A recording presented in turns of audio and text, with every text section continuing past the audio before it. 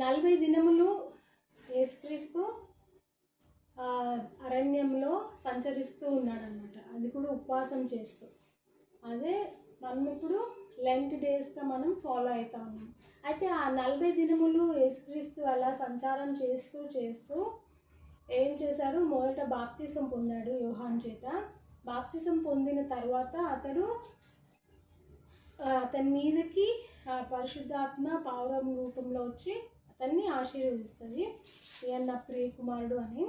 తర్వాత అతను వెళ్ళి ఆ యొక్క కొండ ప్రదేశములలోనే చుట్టుపక్కల ప్రదేశంలో పరిచర్య ఆరంభించాడనమాట. యేసుక్రీస్తు యెహోవా గురించి పరిశుద్ధాత్మ కూడా ఇవ్వబోతున్నాను మీకు అందరికీ అని అందరికీ ఆరంభించాడనమాట. చిన్న వయసులోనే బోధించిన తర్వాత మధ్యలో అతను యేసుక్రీస్తు చాలా మిరాకిల్స్ చేశాడనమాట. సూచక క్రియలు చేసి ఉన్నాడు. ఎన్ని సూచక్రియలు అంటే చాలా సూచక్రియలు చేశాడనమాట. ఎంతోమందిని స్వస్థపరిచి అట్లా చేస్తూ ఉన్నాడనమాట. అయితే ఇదంతా 40 దినములలోనే ఇదంతా చేశాడు.